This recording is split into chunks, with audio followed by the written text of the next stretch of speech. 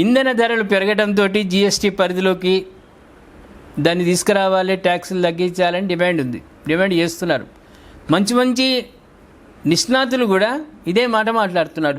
కేంద్ర ప్రభుత్వం ట్యాక్సులు తగ్గించాలి, రాష్ట్ర ప్రభుత్వాలు ట్యాక్సులు తగ్గిస్తే చాలా వరకు ప్రజలకు అందుబాటులో ఇంధన ధరలు ఉంటాయి అనే వాదన. దాని మీద మనకు ఆర్థిక శాఖ మంత్రి నిర్మలా సీతారామన్ ఇవాళ మాట్లాడింది. ఆమె ఏం మాట్లాడుతుందంటే, పన్నులు తగ్గిస్తేనట లక్షల కోట్లు ప్రభుత్వానికి నష్టం వస్తుంది. ట్యాక్సులు తగ్గిస్తే లక్షల కోట్లు కేంద్ర ప్రభుత్వానికి నష్టం వస్తుంది. 3F అంశాలపై ప్రత్యేకంగా నిఘా పెడుతున్నది.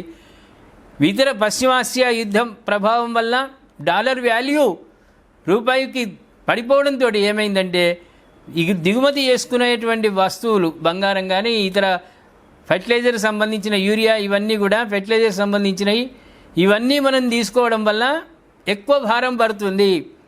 ఒకవేళ ఇలా పెట్రోల్ ఉత్పత్తుల మీద ట్యాక్సులు తగ్గిస్తే ఆర్థిక సంక్షోభం ఏర్పడే అవకాశం ఉంది. నరేంద్ర మోదీ ఆధ్వర్యంలో చాలా పగడ్బందీగా ఆర్థిక సంక్షోభం రాకుండా చర్యలు తీసుకుంటున్నాం కాబట్టి మేము ఎలాంటి ట్యాక్సులు మినహాయించలేము. యథావిధిగానే ధరలు ఉంటాయి.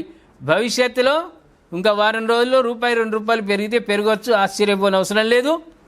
కానీ ట్యాక్సులు మాత్రం మేము తగ్గించాం, రాష్ట్ర ప్రభుత్వాలు కూడా ఎట్లే తగ్గించావు.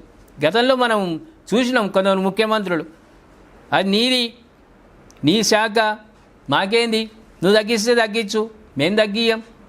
ఒక లీటర్ పెట్రోల్ మీద రాష్ట్ర ప్రభుత్వాలు ₹35 వసూలు చేస్తున్నాయి. వదులుకుంటారా పాపం?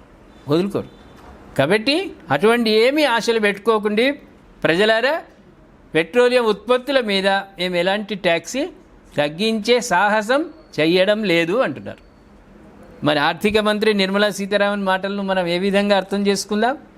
మంచి మాటేనా, లేకుంటే ప్రజల మీద ఇంకా భారం పడడానికే ఈ ప్రయత్నాల?